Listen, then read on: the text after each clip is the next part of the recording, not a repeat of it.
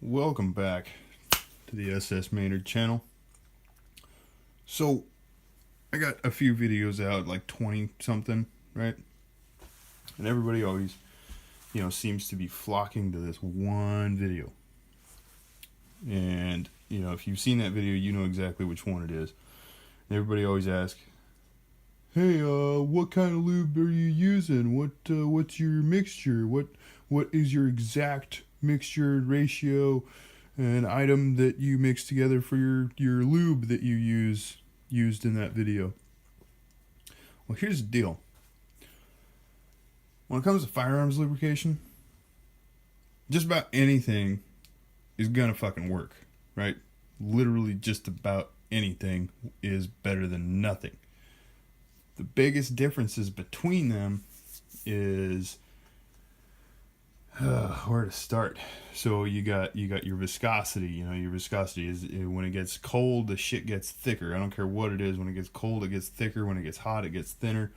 Some of it sticks really good to metal. Other stuff just blows right off, like you're blowing water off the hood of your car with an air hose or something.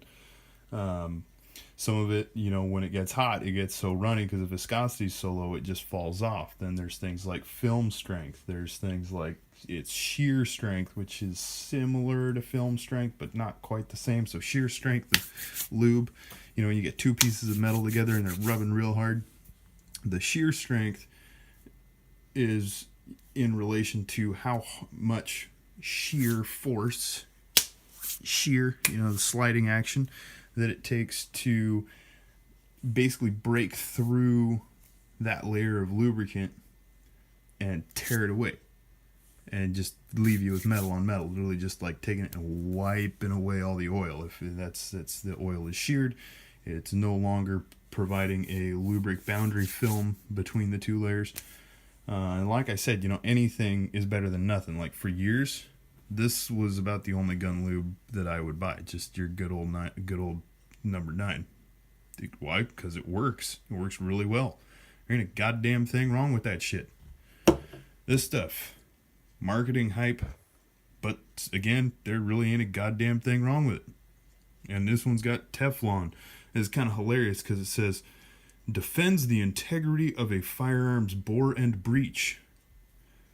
In reality, if it's oil that's made to provide some sort of lubrication and corrosion protection, all of them do exactly that. They defend the integrity of the firearm's bore and breech. They defend the integrity of the whole damn thing.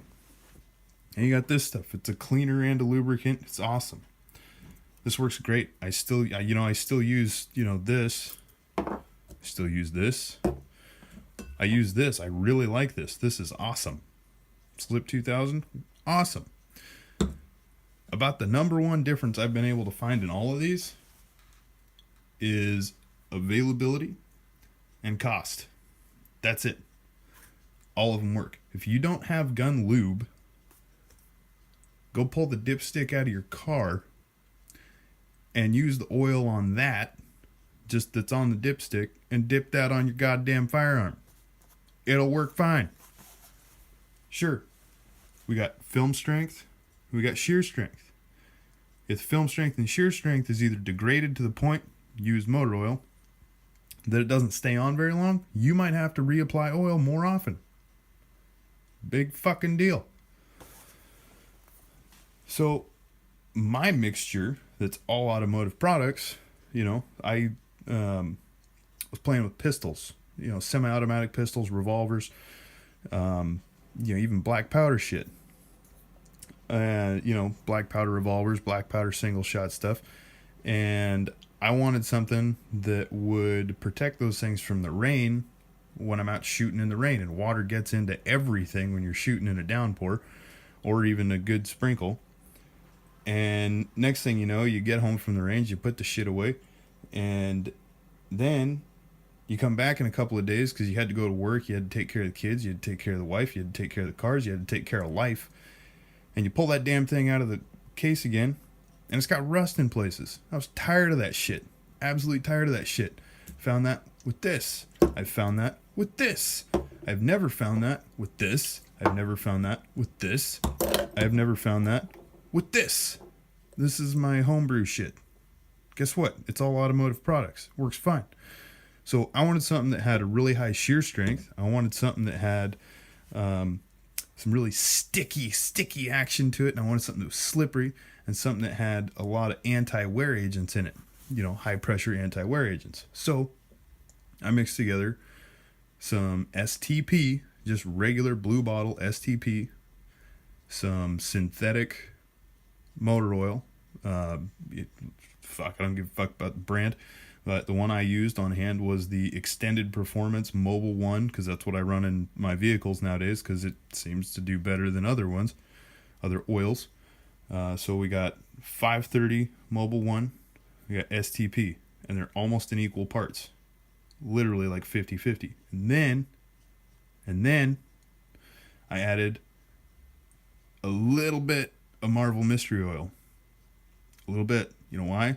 Because Marvel Mystery Oil has a little bit of a cleaning agent to it. And apparently it's got a mystery in it. And I like mystery. Mystery is cool. You know, the unknown keeps things exciting. And guess what? For a pistol, for a bolt rifle, this shit works awesome. I've never had anything rust. I've never had water come through this. Ever. I put it on, let it sit for a little bit, and then I wipe the shit out of it on the outside so that I can actually hang on to the damn thing. And it does just fine. But here's another thing to keep in mind. We got specialty gun lubes out there on the market. If you can afford them, if you want to buy them, if you want to try them, go get them. It doesn't matter. Go get them. This stuff works great. The Redline synthetic stuff, or not Redline, Lucas synthetic gun oil that has a red color to it, that works great too. This stuff, it's awesome. It's a cleaner, it's a lube, and it does good. You know, the tests that I think are absolutely ridiculous is where people take clean plates of steel, or just plates of just like P&O, pickled and oiled steel, you know, the stuff without all the mill scale on it. Or they shine them up even. You got a shiny piece of steel. And they coat them with all these different oils. And then they go stick them outside in the rain and shit and let them sit there for a week or 2 weeks. That literally doesn't prove shit other than, can I run this thing through the washing machine and it still come out with oil on it? That's about all it tells you. Oh, well, this one corroded in 2 days and this one corroded in 3 days. Do you just store your gun outside in the fucking pond? Probably not. That's total bullshit. I'll tell you what does matter. Put the shit on your gun, run the goddamn thing, and if it works, it works. If it doesn't, it doesn't. One thing I will say about petroleum-based products that are meant for the automotive world, most of these products are tested and formulated and reach their actual claims when you run them through a recirculating and filtered system, like the oil system in a car, truck, tractor, whatever. They weren't intended to just be set on the surface of firearm parts and then have carbon blasted into them and the shit just sit there and build up. So you get a lot of buildup in a gas-operated system with one of these, or just a dirty running system like some autoloader pistols. You'll get a lot of buildup. Revolvers even, you get a lot of buildup. Since it doesn't have the chance to recirculate and run through a filter, it doesn't get a chance to clean that shit out. So what happens next? Well, it just builds up and it gums up. Does it still do its job? Sure, absolutely. When you're running the damn thing, it blows most of that stuff out anyway. And it's sticky enough because of that STP. It still stays put. And STP's number one main ingredient is ZDDP. ZDDP. Not going to go into exactly what that shit is, but basically it's a really, really tiny molecule zinc particles that they put inside of it. The nice thing about zinc is, as long as it's in suspension or on the surface, it adds like a cushion, kind of like lead in gasoline back in the day before they had hardened valve seats. There was lead in there to cushion the valves in the valve seats so they didn't beat themselves to death. Well, you get rid of that, and guess what? All these flat tappet cam cars from the 50s, 60s, and sometimes even into the 70s, before they were putting hydraulic lifters in everything, and even up into the early 70s and in some cases mid 70s, when they had soft valve seats, and for the most part fairly soft valves as well, and flat tappet cams. The lead was in the fuel to keep those things from beating themselves apart. When they took that out, things went to shit in those engines. So what'd they have to do? They had to put anti-wear additives, high pressure wear additives into oils. Then as materials got better, they started taking that shit out. So in a gun, parts are hardened to various degrees. You got, this part of the gun is this hard, this part of the gun is that hard, the barrel's this hard, the bolt's this hard, the breech face is this hard, the rest of the damn thing is that hard. You got all this weird stuff. So something's going to wear first. So it would make sense you want a high pressure additive to be put into your oil to help protect from that. So that was my reasoning with putting ZDDP or STP into my home lube. And it works great. It is awesome.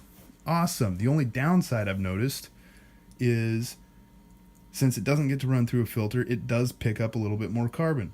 As it gets really hot, like on the tail of the bolt in a, one of those scary rifles, the ones that people cry about,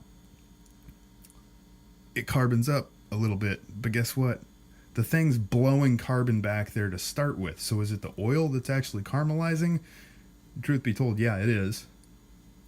Also, it's that carbon coming through the gas system that's sticking to that oil, and then over time it solidifies.